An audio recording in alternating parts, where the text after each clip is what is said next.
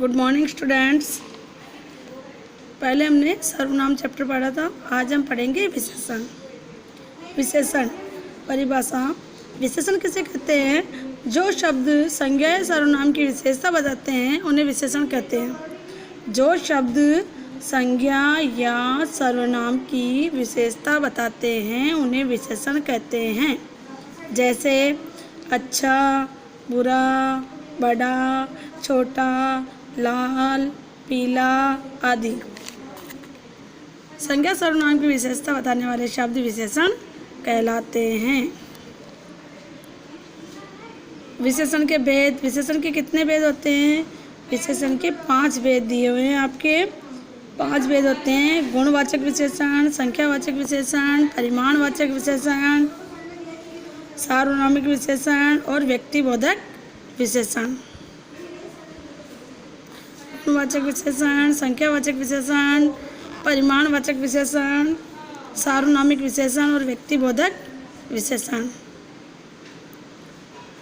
ये इसमें नया आया है। वैसे विशेषण के 4 ही भेद माने जाते हैं, फिर भी चलो ये आया है तो हम इसको पढ़ेंगे।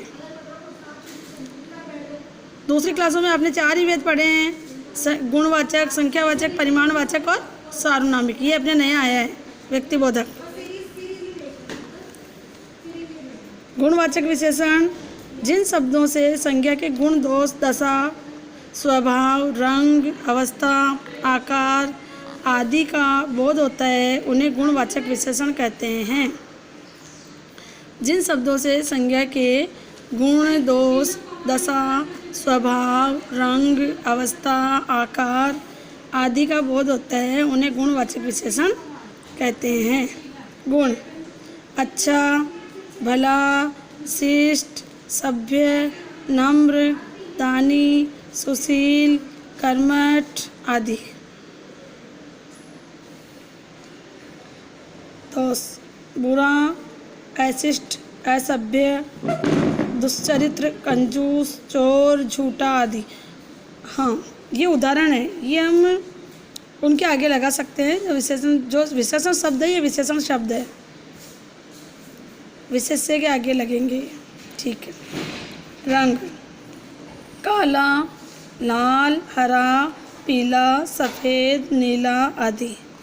दशा कैसी हो सकती है? रोगी, स्वस्थ, मोटा, पतला, बीमार, बिगड़ा, सुखी, दुखी, पिघला, गाढ़ा, गीला, सूखा, गरीब आदि। आकार कैसा हो सकता है? गोल, चपटा, कुरूप, सुडौल, अंडाकार, त्रिभुजाकार आदि। ये सभी विशेषण शब्द है जो कि हम विशेष्य के आगे लगा के उसकी विशेषता बताएंगे। पहले लगाकर दिशा हो सकती है पूर्वी, उत्तरी, पश्चिमी, दक्षिणी, भीतरी, बाहरी, ऊपरी आदि। नागरिकता कैसी हो सकती है? भारतीय, पाकिस्तानी, अफ्रीकी, चीनी, जापानी, पंजाबी, जर्मनी आदि।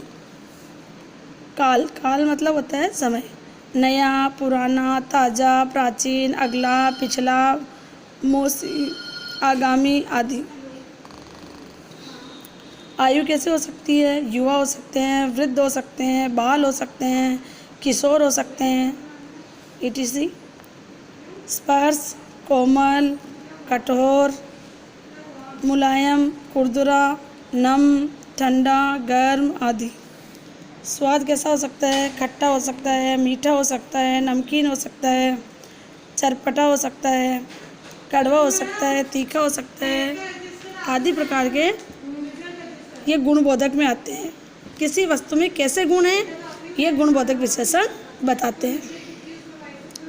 ओके, आगे हम पढ़ेंगे संख्यावाचक विशेषण। संख्यावाचक विशेषण जिन शब्दों द्वारा संज्ञा सर्वनाम की संख्या संबंधी विशेषता बताई जाती है। ऊपर गुण संबंधी विशेषता बताई गई थी, इधर संख्या संबंधी विशेषता बताई जाती है, उन्हें गुणवाचक विशेषण कहते हैं। जैसे 5 आम, आम कितने हैं? 5। कुछ घोड़े, घोड़े कितने हैं? कुछ। तीसरा मकान, मकान कौन सा है? तीसरा। सब लड़के, लड़के को कितने हैं? सब। संख्यावाचक विशेषण के 2 भेद हैं: निश्चित संख्यावाचक विशेषण और अनिश्चित संख्यावाचक विशेषण। जैसे निश्चित संख्यावाचक में 5 आए, तीसरा आया आदि, और अनिश्चित वाचक में आए कुछ और सब। निश्चित संख्या नहीं बताई गई है। संख्यावाची विशेषण में संज्ञा सर्वनाम की संख्या का बोध कराया जाता है। ठीक है। निश्चित संख्यावाचक विशेषण, इस विशेषण से व्यक्ति या वस्तु की निश्चित संख्या का बोध होता है। इसे निम्नलिखित भागों में विभाजित किया जा सकता है। इस विशेषण से व्यक्ति या वस्तु की निश्चित संख्या का बोध होता है। इसे निम्नलिखित भागों में विभाजित किया जा सकता है, जैसे गणनावाचक, गणना मतलब गिनने वाला, 1 2 3 4 5 आदि गिनती वाला। क्रमवाचक, पहला दूसरा तीसरा चौथा क्रम से जमाना। आवृत्तिवाचक, दूना तिगुना चौगुना 100 गुना 1000 गुना आदि। समुदायवाचक, दोनों तीनों चारों पाँचों 10 20 20 आदि। प्रत्येक सूचक, प्रत्येक, हर एक, 2 2, आधा आधा, हर छठे आदि। हर छठे व्यक्ति को मतलब ऐसे बोला जाता है, हर एक व्यक्ति को, हर दूसरे व्यक्ति को, हर पांचवें व्यक्ति को, इसमें हर छठे व्यक्ति आया है। ओके। निश्चित संख्या का बोध होता है, उसे निश्चित संख्यावाचक विशेषण कहते हैं। इसके 4 भेद बताए गए हैं, 5 भेद बताए गए हैं। गणनावाचक, क्रमवाचक, आवृत्तिवाचक, समुदायवाचक और प्रत्येक सूचक। आगे हम पढ़ेंगे अनिश्चित संख्यावाचक विशेषण। अनिश्चित संख्यावाचक विशेषण, जिन संख्यावाचक विशेषण शब्दों से निश्चित संख्या का बोध नहीं होता है, उसे अनिश्चित संख्यावाचक। निश्चित संख्यावाचक निश्चित संख्या का बोध होता है।